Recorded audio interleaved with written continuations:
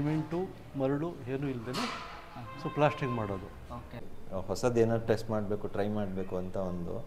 ಮತ್ತು ಇನ್ನೊಂದು ಇದು ಸ್ವಲ್ಪ ರಿಸರ್ಚ್ ಮಾಡಿದ್ದೆ. ಅದಕ್ಕೆ ಎಷ್ಟು ವರ್ಷ ಗ್ಯಾರಂಟಿ ಕೊಡ್ತೀರಾ ನೀವು?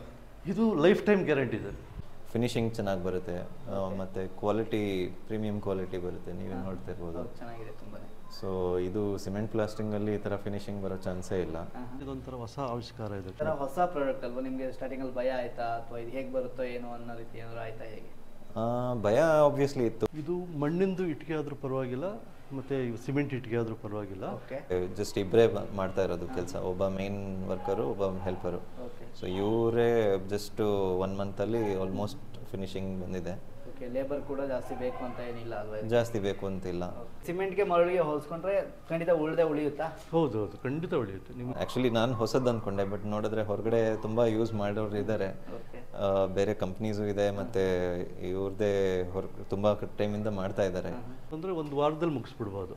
ಸೊ ನಿಮ್ಮ ರಿಕ್ವೈರ್ಮೆಂಟ್ ಅಲ್ಲ, ನಮ್ಮ ಮರಳಿಲ್ಲ ಅಂತ ಮನೆನೇ ಕಟ್ಟಕ್ಕಾಗಲ್ಲ ಅಂತ ಹೇಳ್ತಾ ಇದ್ರು. ಇವಾಗ ನೋಡಿ ಸಿಮೆಂಟ್ ಇಲ್ಲದೇನು ಕೂಡ ಹೌದು ಸಿಮೆಂಟ್ ಇಲ್ಲದೇನು ಮನೆ ಹೌದು ಪ್ಲಾಸ್ಟಿಂಗ್ ಮಾಡ್ಬೋದು ಅಂತ ಹೇಳ್ಬಿಟ್ಟು ಬಂದಿದೆ. ಸ್ಕ್ವೇರ್ ಫೀಟಿಗೆ ನಾವು 35 ರೂಪೀಸ್ ಚಾರ್ಜ್ ಮಾಡ್ತೀವಿ, ಇನ್ಕ್ಲೂಡಿಂಗ್ ಲೇಬರು, ಮೆಟೀರಿಯಲ್ಲು ಎಲ್ಲ ಫೈನಲ್ ಫಿನಿಶಿಂಗಲ್ಲಿ 35 ರೂಪೀಸ್ ಓನ್ಲಿ. ಸಿಮೆಂಟ್ ಪ್ಲಾಸ್ಟಿಂಗಲ್ಲಿ ನಿಮಗೆ ಮಿನಿಮಮ್ ಲೇಬರು 15 ರೂಪೀಸ್ ಮಿನಿಮಮ್ ಇರುತ್ತೆ ಜಸ್ಟ್. ಮತ್ತು ಮೆಟೀರಿಯಲ್ಗೂ ನೀವು ಎಷ್ಟೇ ಅಂದ್ರೂ ಮಿನಿಮಮ್ ಅದಕ್ಕೂ 15-20 ರೂಪೀಸ್ ಆಗಿಬಿಡುತ್ತೆ, ಅಲ್ಲೇ 35 ರೂಪೀಸ್ ಆಗಿಬಿಡುತ್ತೆ. ಅಲ್ಲಿ ವೇಸ್ಟ್ ಕೂಡ ಮಾಡ್ತಾರೆ, ವೇಸ್ಟೇಜ್ ಆಗುತ್ತೆ, ಇದೆಲ್ಲ ಆಗುತ್ತೆ. ಸೊ ಅದಾದಮೇಲೆ ನಿಮಗೆ ಪಟ್ಟಿ ಮಾಡಬೇಕು ಅಂತಂದರೆ ಪಟ್ಟಿ ಲೇಬರು ಮತ್ತು ಪಟ್ಟಿ ಕಾಸ್ಟು ಅದು ಎಲ್ಲ ಸೇರಿಕೊಂಡು ನಿಮಗೆ ಮಿನಿಮಮ್ 50 to 60 ರೂಪೀಸ್ ಆಗಿಬಿಡುತ್ತೆ. ನೀವು ಏರ್ ಕ್ರ್ಯಾಕ್ಸ್ ಬರೋದು ಅದ್ರಲ್ಲಿ ಬರೋದೇ ಇಲ್ಲ, ಆ ಥರ ಏನೂ ಬರಲ್ಲ ಇದರಲ್ಲಿ. ಪಟ್ಟಿ ಮಾಡೋದೇ ಬೇಕಾಗಿಲ್ಲ ಇದು. ಸೊ ನಿಮ್ಮ ಕಾಸ್ಟದು ಏನು ಸಿಮೆಂಟು ಮರಳು ಮತ್ತು ನಿಮ್ಮದು ಲೇಬರ್ ಏನು ಬರುತ್ತೆ, ಸೊ ಆ ಕಾಸ್ಟಲ್ಲಿ ನಾವು ಇದನ್ನು ಮಾಡಿಕೊಟ್ಬಿಡ್ತೀವಿ. ಕ್ಯೂರಿಂಗ್ ಏನಾದ್ರು ಮಾಡಬೇಕಾ ಇದಕ್ಕೆ? ಕ್ಯೂರಿಂಗ್ ಇಲ್ಲವೇ ಇಲ್ಲ, ಕ್ಯೂರಿಂಗ್ ಇಲ್ಲ. ಒಂದು ಪ್ಲಾಸ್ಟಿಂಗ್ ಮಾಡಿ ಆದಮೇಲೆ ನೀವು 5 ಫುಟ್ ಪಟ್ಟಿ ಮಾಡಿದ್ರು ಈ ಥರ ಫಿನಿಶಿಂಗ್ ನಿಮ್ಗೆ ಬರಲ್ಲ. ಇವತ್ತಿನ ನೋಡಿದಲ್ಲಿ ಒಂದು ಉತ್ತಮವಂತ ಟಾಪಿಕ್ ಜೊತೆಗೆ ಬನ್ನಿ ಅಂತ ಹೇಳ್ಬೋದು. ನಾನಿವತ್ತು ಹೊರಮಾವ್ನಲ್ಲಿರುವಂಥ ಒಂದು ಬಿಲ್ಡಿಂಗಿಗೆ ಬಂದಿದ್ದೀನಿ. ಇವರು ಸಿಮೆಂಟ್ ಇಲ್ದೇನೆ ಹಾಗೆಯೇ ಮರಳು ಇಲ್ದೇನೆ ಒಂದು ಗಾರೆನ ಮಾಡಿಸ್ತಾ ಇದ್ದಾರೆ ಅಂತ ಹೇಳ್ಬೋದು, ಅಂದರೆ ಒಂದು ಪ್ಲಾಸ್ಟ್ರಿಂಗ್ನ ಮಾಡಿಸ್ತಾ ಇದ್ದಾರೆ ಅಂತ ಹೇಳ್ಬೋದು. ಯಾವ ರೀತಿ ಇದೆ ಇದ್ರ ಬಗ್ಗೆ ಸಂಬಂಧದ ಮಾಹಿತಿಯನ್ನು ತಿಳ್ಕೊಳ್ಳೋಣ. ಖರ್ಚು ಕೂಡ ಸಿಮೆಂಟ್ ಹಾಗೆಯೇ ನೀವು ಮರಳನ್ನ ಯೂಸ್ ಮಾಡ್ತಿರಲ್ಲ, ಅದಕ್ಕಿಂತ ಕಡಿಮೆ ಖರ್ಚಲ್ಲಿ ಬರುತ್ತೆ. ಮಾಹಿತಿಯನ್ನು ತಿಳಿಸ್ಕೊಡ್ತಾರೆ, ಯಾವ ರೀತಿ ವರ್ಕ್ ಆಗುತ್ತೆ, ಸ್ಕ್ವೇರ್ ಫೀಟಿಗೆ ಎಷ್ಟು, ಎಲ್ಲೆಲ್ಲೆಲ್ಲ ಮಾಡಿಕೊಡ್ತಾರೆ, ಇದ್ರ ಬಗ್ಗೆ ಸಂಬಂಧದ ಮಾಹಿತಿಯನ್ನು ತಿಳ್ಕೊಳ್ಳೋಣ. ಇದನ್ನು ಸರ್ ಇದ್ದಾರೆ, ಹಾಗೆಯೇ ಮನೆಯ ಓನರ್ ಕೂಡ ಇದ್ದಾರೆ, ಅವ್ರ ಹತ್ರನೂ ಕೂಡ ಮಾತಾಡೋಣ. ಯಾವ ರೀತಿ ಆಯಿತು ಫೀಡ್ಬ್ಯಾಕ್, ಅವ್ರದ್ದು ಕೂಡ ಫೀಡ್ಬ್ಯಾಕ್ನ ತಿಳ್ಕೊಳ್ಳೋಣ. ನೀವು ಕೂಡ ಒಂದು ಸಿಮೆಂಟ್ ಇಲ್ದೇನೆ, ಸಿಮೆಂಟ್ ಖರ್ಚು ಮರಳು ಖರ್ಚು ಇಲ್ದೇನೆ ಈಸಿಯಾಗಿ ಒಂದು ಪ್ಲಾಸ್ಟ್ರಿಂಗ್ನ ಮಾಡ್ಕೊಳ್ಬೋದು. ಇದ್ರ ಬಗ್ಗೆ ಸಂಬಂಧದ ಮಾಹಿತಿನಲ್ಲಿ ಏನು ಸರ್ ಇದ್ದಾರೆ, ಅವ್ರ ಹತ್ರ ಸಂಬಂಧದ ಮಾಹಿತಿಯನ್ನು ತಿಳ್ಕೊಂಡು ಬನ್ನಿ.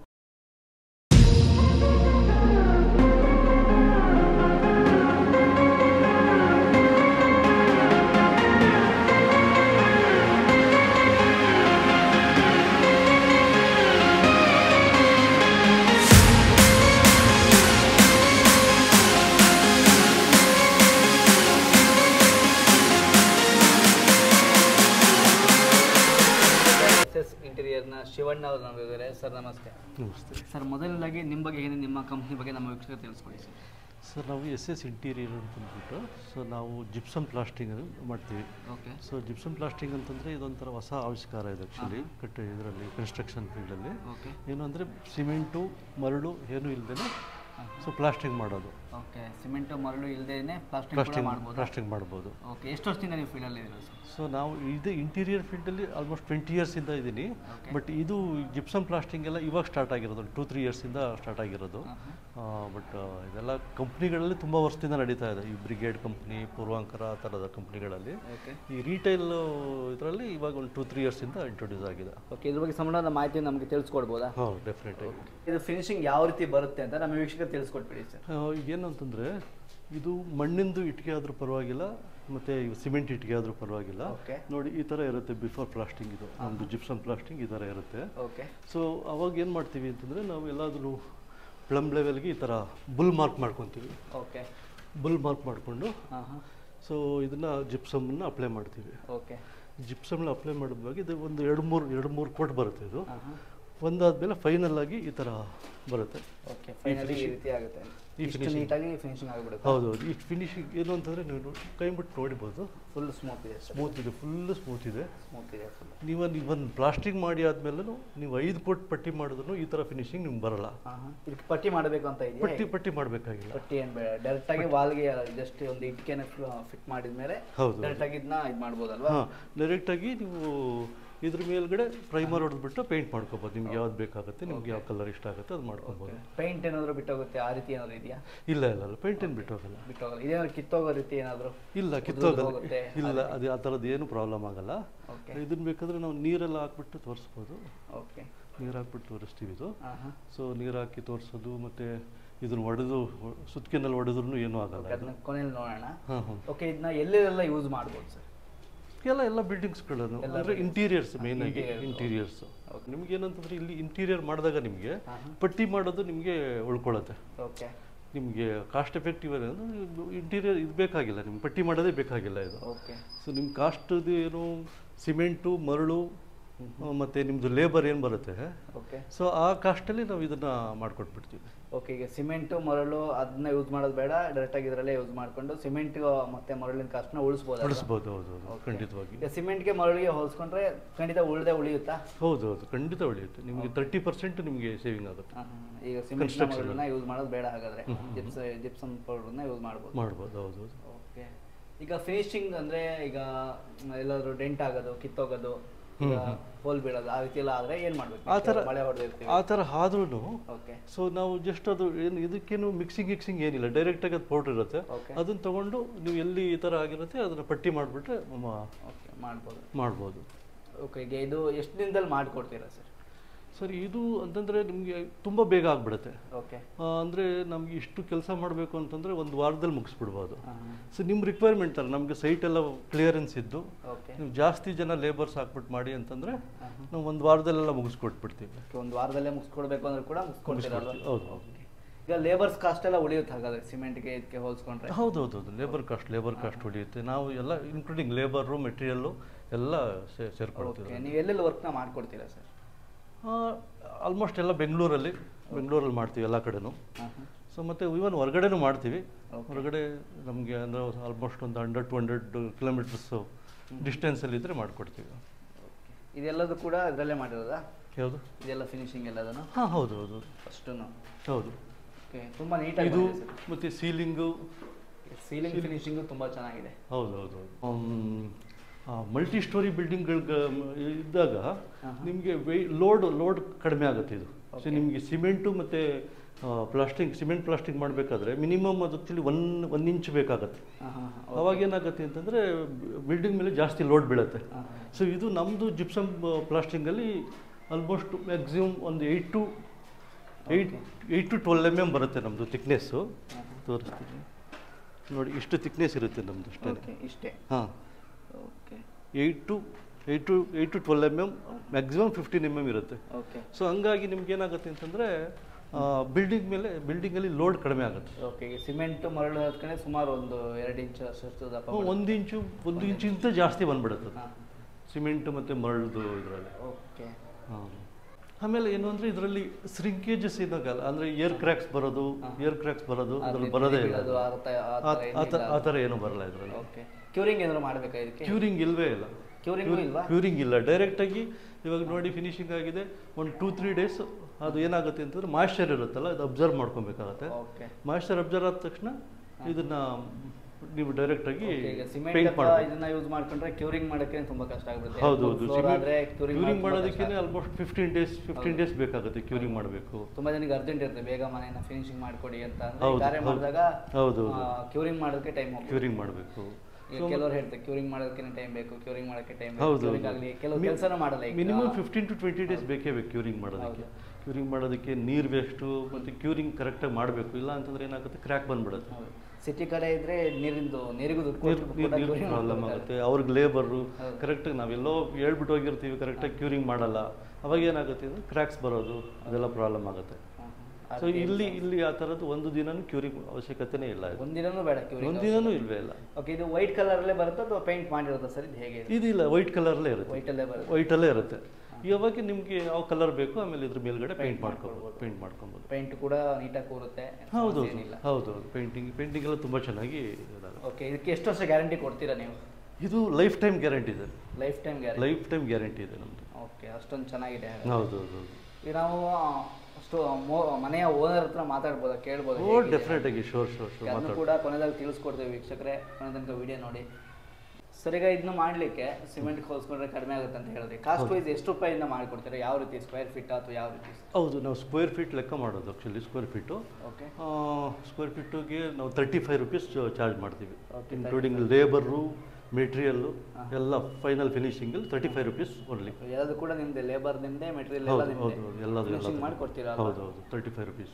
ಓಕೆ. ಸೊ ನಿಮಗೆ ಅದಕ್ಕೂ ಇದಕ್ಕೂ ಕಾಸ್ಟ್ ಡಿಫ್ರೆನ್ಸ್ ಏನಾಗುತ್ತೆ ಅಂತಂದರೆ, ನಿಮಗೆ ಸಿಮೆಂಟ್ ಪ್ಲಾಸ್ಟಿಂಗಲ್ಲಿ ನಿಮಗೆ ಮಿನಿಮಮ್ ಲೇಬರು 15 ರುಪೀಸ್ ಮಿನಿಮಮ್ ಇರುತ್ತೆ. ಹೌದು, ಎಷ್ಟು.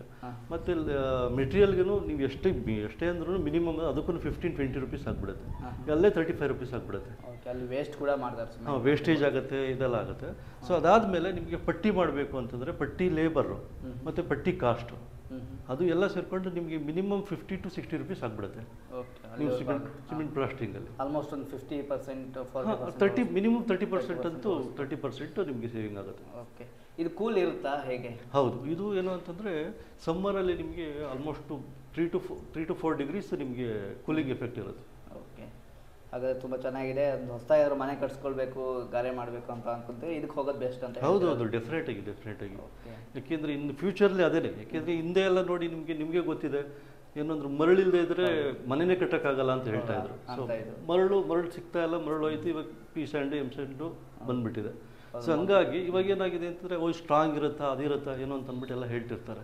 ಅಪ್ಗ್ರೇಡ್ ಆಗ್ತಾ ಇರಬೇಕು. ಹೌದು. ಫಸ್ಟ್ ಮರಳಿಲ್ಲ ಅಂತ ಮನೆಯೇ ಕಟ್ಟಕ್ಕಾಗಲ್ಲ ಅಂತ ಹೇಳ್ತಾ ಇದ್ರು. ಇವಾಗ ನೋಡಿ ಸಿಮೆಂಟ್ ಇಲ್ದೇನು ಕೂಡ ಹೌದು ಸಿಮೆಂಟ್ ಇಲ್ದೇನು ಮನೆ ಪ್ಲಾಸ್ಟಿಂಗ್ ಮಾಡ್ಬೋದು ಅಂತ ಅಂದ್ಬಿಟ್ಟು ಬಂದಿದೆ. ಅಪ್ಗ್ರೇಡ್ ಆಗ್ತಾ ಇರಬೇಕು. ಹೊಸ ಟೆಕ್ನಾಲಜಿ. ಇವಾಗ ಏನು ಅಂತಂದ್ರೆ ಮುಂಚೆ ಎಲ್ಲ ಇದೆಲ್ಲ ಆರ್ಕಿಟೆಕ್ಟ್ ಯೂಸ್ ಮಾಡ್ತಾ ಇದ್ದು ಆ್ಯಕ್ಚುಲಿ. ಈ ಫಿನಿಶಿಂಗೋಸ್ಕರ ದೊಡ್ಡ ಬಿಲ್ಡಿಂಗ್ಗಳಲ್ಲಿ ಆರ್ಕಿಟೆಕ್ಟ್ ಪ್ರಾಡಕ್ಟ್ ಇದು ಆ್ಯಕ್ಚುಲಿ, ಪ್ರೀಮಿಯಂ ಪ್ರಾಡಕ್ಟ್ ಇದು. ಓಕೆ. ಸೊ ಈ ಕೊರೋನಾಗಿಂತ ಮುಂಚೆ ಏನಾಗ್ತಾ ಇತ್ತು ಅಂತಂದ್ರೆ ಸ್ವಲ್ಪ ಲೇಬರ್ಸು ಕಾಸ್ಟ್ ಎಲ್ಲ ಕಡಿಮೆ ಇತ್ತು, ಸಿಮೆಂಟ್ ಕಾಸ್ಟ್ ಕಡಿಮೆ ಇತ್ತು. ಸೊ ಅವಾಗ ಏನಾಗ್ತಾ ಇತ್ತು ಅಂದರೆ ಆಲ್ಮೋಸ್ಟ್ ಇದೇ ಈಕ್ವಲ್ ಆಗ್ತಾ ಇತ್ತು.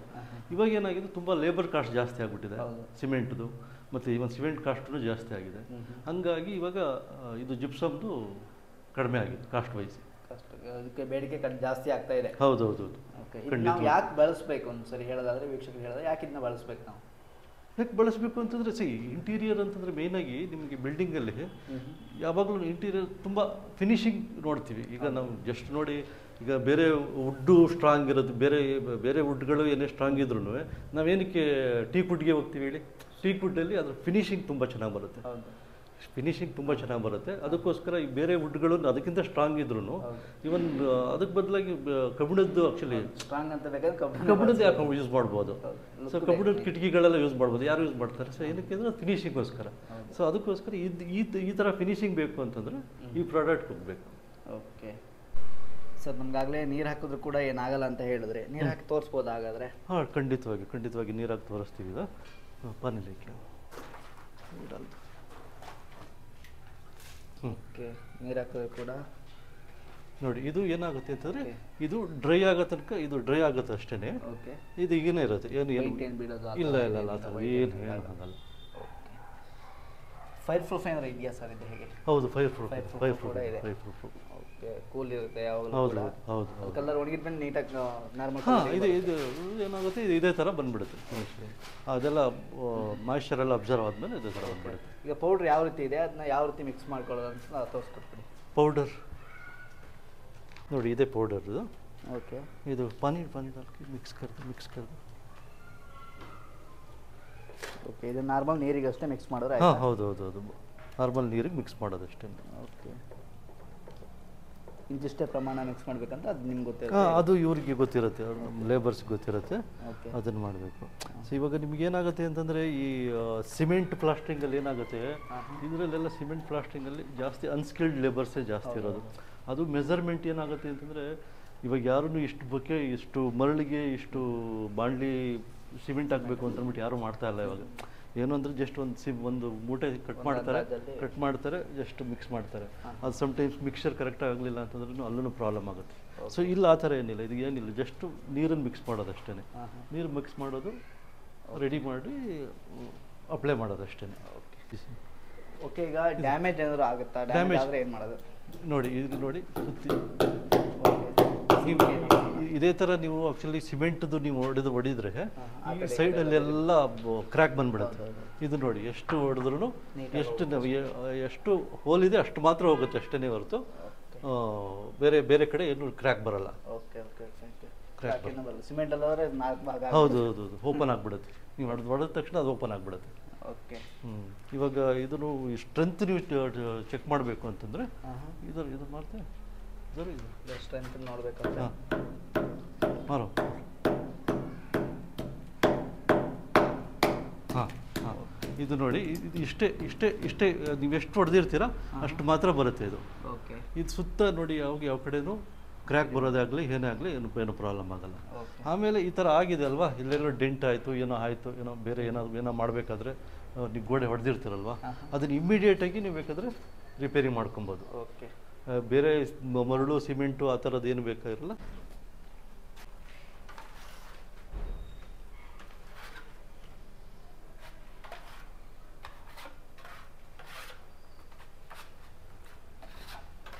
ನೀಟಾಗಿ ಕೂರಿಸ್ಕೊಂಡು ಇದು ಮಾಡ್ಕೊಡ್ಬೋದಲ್ಲ? ಹಾಂ ಹೌದು.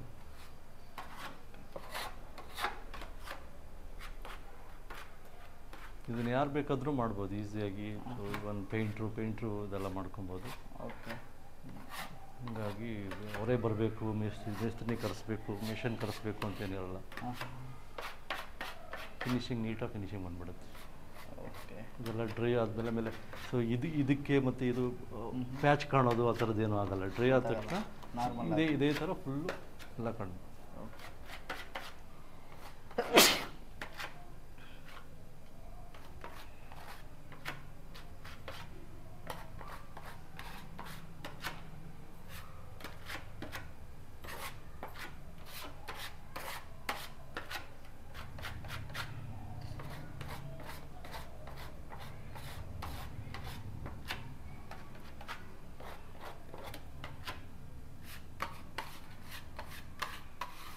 लगा है ना इसीलिए वो माल थोड़ा घट है, थोड़ा पतला होता तो हो जाता।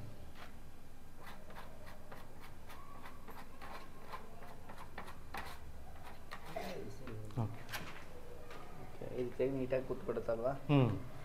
ಇದೆಲ್ಲ ಫುಲ್ ಡ್ರೈ ಆದರೆ ಇದೇ ಥರ ಇದೇ ಫಿನಿಶಿಂಗಲ್ಲಿ ಕಾಣುತ್ತೆ. ಸರ್, ಈಗ ನೀವು ಮನೇನ ಕಟ್ಸ್ತಾ ಇದ್ದೀರಾ ಅಂತ ಗೊತ್ತಾಯಿತು. ಸಿಮೆಂಟ್ ಬದಲಿಗೆ ನೀವು ಜಿಪ್ಸಮ್ ಪೌಡರ್ನ ಯೂಸ್ ಮಾಡ್ತೀರಾ, ಸಿಮೆಂಟ್ ಮರಳು ಬದಲಿಗೆ ಯೂಸ್ ಮಾಡ್ತೀರಾ ಅಂತ ಗೊತ್ತಾಯಿತು. ಸರ್, ಯಾಕೆ ಅದನ್ನ ಯೂಸ್ ಮಾಡ್ತಾ ಇದ್ದೀರಾ ನೀವು? ಯಾಕೆ ಅಂತಂದರೆ ಆ್ಯಕ್ಚುಲಿ ಮಲ್ಟಿಪಲ್ ರೀಸನ್ಸ್ ಇದೆ. ಒಂದು, ನಾವು ಹೇಗೆ ಹೊಸದು ಏನಾದ್ರು ಟೆಸ್ಟ್ ಮಾಡಬೇಕು, ಟ್ರೈ ಮಾಡಬೇಕು ಅಂತ ಒಂದು. ಮತ್ತು ಇನ್ನೊಂದು, ಇದು ಸ್ವಲ್ಪ ರಿಸರ್ಚ್ ಮಾಡಿದ್ದೆ, ಹಾಗೆ ಗೂಗಲ್ ಸರ್ಚ್ ಮಾಡಿ, ಯೂಟ್ಯೂಬಲ್ಲೆಲ್ಲ ಸ್ವಲ್ಪ ಸರ್ಚ್ ಮಾಡಿ ಈ ಥರದ್ದೊಂದು ನಾರ್ಮಲ್ ಸಿಮೆಂಟ್ಗೆ ಆಲ್ಟರ್ನೇಟಿವ್ ಇದೆ ಅಂತ ಗೊತ್ತಾಯಿತು. ಸೊ ಯಾಕೆ ಟ್ರೈ ಮಾಡಬಾರ್ದು ಅಂತ ಒಂದು ಇತ್ತು. ಚೆಕ್ ಮಾಡಿದಾಗ ಅಡ್ವಾಂಟೇಜಸ್ ಜಾಸ್ತಿ ಇತ್ತು. ಒಂದು, ಫಿನಿಶಿಂಗ್ ಚೆನ್ನಾಗಿ ಬರುತ್ತೆ, ಮತ್ತು ಕ್ವಾಲಿಟಿ ಪ್ರೀಮಿಯಂ ಕ್ವಾಲಿಟಿ ಬರುತ್ತೆ, ನೀವೇ ನೋಡ್ತಿರ್ಬೋದು. ಸೊ ಇದು ಸಿಮೆಂಟ್ ಪ್ಲಾಸ್ಟಿಂಗಲ್ಲಿ ಈ ಥರ ಫಿನಿಶಿಂಗ್ ಬರೋ ಚಾನ್ಸೇ ಇಲ್ಲ. ಮತ್ತು ಇನ್ನೊಂದು ಮೇನ್ ಪರ್ಪಸ್, ನೀರು ಕ್ಯೂರಿಂಗ್ ಬೇಕಾಗಿಲ್ಲ. ಸೊ ನೀರು ಎಲ್ಲೆಲ್ಲಿ ಉಳ್ಸೋಕ್ಕಾಗುತ್ತೆ ಅಲ್ಲಿ ಉಳ್ಸೋದು ಒಂದು ಒಳ್ಳೆ ಇಂಟೆನ್ಷನ್ನಿಂದ ಟ್ರೈ ಮಾಡಿದ್ದು ಮೇಯ್ನ್ ಆಗಿ.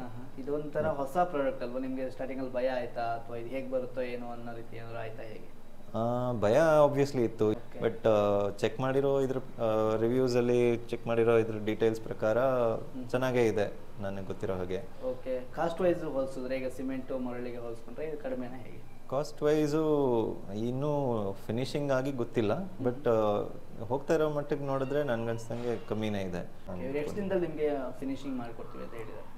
ಫಿನಿಶಿಂಗ್ ಇವರು ಈಗ 1 ಮಂತ್ ಆಯಿತು, ಬಟ್ ನಾವೇ ಸ್ಲೋ ಆಗಿ ಮಾಡಿಸ್ತಾ ಇರೋದು ಆ್ಯಕ್ಚುಲಿ. ಹೊರಗಡೆದು ಪ್ಯಾರಲಲ್ ಆಗಿ ನಡೀತಾ ಇದೆ. ಸೊ ಇದಕ್ಕೆ ಜಸ್ಟ್ ಇಬ್ಬರೇ ಮಾಡ್ತಾ ಇರೋದು ಕೆಲಸ, ಒಬ್ಬ ಮೇನ್ ವರ್ಕರು, ಒಬ್ಬ ಹೆಲ್ಪರು. ಸೊ ಇವರೇ ಜಸ್ಟ್ 1 ಮಂತಲ್ಲಿ ಆಲ್ಮೋಸ್ಟ್ ಫಿನಿಶಿಂಗ್ ಬಂದಿದೆ.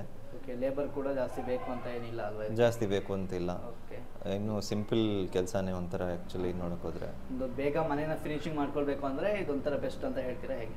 ಬೇಗ ಮತ್ತು ವಿತ್ ಪ್ರೀಮಿಯಂ ಫಿನಿಶಿಂಗ್ ಒಳ್ಳೆ ಇದು. ಇವಾಗ ಅದೇ ನಮಗೆ ಇವರು ನಮ್ಮ ಹೊರಗಡೆ ಪ್ಲಾಸ್ಟಿಂಗಿಗೆ 6-8 ಜನ ಎಲ್ಲ ಮಾಡ್ತಾಯಿದ್ದಾರೆ. ಸೊ ಅವರು 1 ಮಂತಲ್ಲಿ ಹೊರಗಡೆ ಫಿನಿಶಿಂಗ್ ಮಾಡೋಷ್ಟರಲ್ಲಿ ಇವರು ಇಬ್ಬರೇ ಫಿನಿಶಿಂಗ್ ಮಾಡಿದ್ದಾರೆ. ಸೊ ಇವರೇ ಇನ್ನೂ ಇಬ್ಬರು ಸೇರಿಬಿಟ್ಟಿದ್ರೆ ಆರಾಮಾಗಿ ಇಷ್ಟೊತ್ತಿಗಾಗಲೇ ಮುಗ್ದೋಗ್ಬಿಟ್ಟಿರೋದು. ಸೊ ಟೈಮ್ ವೈಸ್ ಬೇಗನೆ ಆಗುತ್ತೆ. ಈಗ ಹೊಸದಾಗಿ ಒಂದು ಮನೆ ಕಟ್ಕೊಳ್ಬೇಕು, ಪ್ಲಾಸ್ಟಿಂಗ್ ಬದಲು ಇದನ್ನ ಯೂಸ್ ಮಾಡಬೇಕು ಅಂದರೆ ನೀವು ಸಜೆಸ್ಟ್ ಮಾಡ್ತೀರಾ? ಆಬ್ವಿಯಸ್ಲಿ ಸರ್, ನಾನು ಇದುವರೆಗೂ ತಿಳಿದ ಮಟ್ಟಿಗೆ ನನಗೆ ಗೊತ್ತಿರೋಂಗೆ ಚೆನ್ನಾಗಿದೆ. ಸೊ ಲಾಂಗ್ ಟರ್ಮ್ ನೋಡಬೇಕು, ಬಟ್ ನೋಡಿರೋ ರಿವ್ಯೂಸ್ ನೋಡಿರೋ ಇದರಲ್ಲಿ ಚೆನ್ನಾಗಿದೆ. ನಾನು ಹೊಸದು ಅಂದ್ಕೊಂಡೆ, ಬಟ್ ನೋಡಿದ್ರೆ ಹೊರಗಡೆ ತುಂಬ ಯೂಸ್ ಮಾಡೋರು ಇದ್ದಾರೆ, ಬೇರೆ ಕಂಪ್ನೀಸು ಇದೆ, ಮತ್ತು ಇವ್ರದ್ದೇ ತುಂಬ ಟೈಮಿಂದ ಮಾಡ್ತಾ ಇದ್ದಾರೆ. ಇವರೇ ನಮ್ಮ ಶಿವಣ್ಣ ಅವರೇ ಒಂದು 7-8 ಇಯರ್ಸಿಂದ ಮಾಡ್ತಾಯಿದ್ದಾರೆ ಅಂತ ಕೇಳ್ಬಿಟ್ಟೆ. ಇವ್ರ ರೆಸ್ಪಾನ್ಸ್ ಎಲ್ಲ ಹೇಗಿದೆ ನಿಮಗೆ?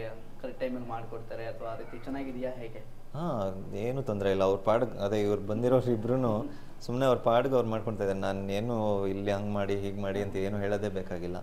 ಒಂಥರ ಅವರೇ ಸೆಲ್ಫ್ ಡಿಸಿಷನ್ನೇ ಒಂಥರ ಚೆನ್ನಾಗಿ ಒಳ್ಳೆ ಮೇಸ್ತ್ರಿ ಥರ ಒಳ್ಳೆ ಡಿಸಿಷನ್ನೇ ತೊಗೊಂಡು ಇದು ಮಾಡ್ಕೊಂಡಿದ್ದಾರೆ. ಓಕೆ, ಫಿನಿಶಿಂಗ್ ಎಲ್ಲ ತುಂಬ ಚೆನ್ನಾಗಿದೆಯಾ? ಮಾಡಿಸ್ಕೊಳ್ಬೋದು ಅಂತ ಅನ್ಸುತ್ತಾ?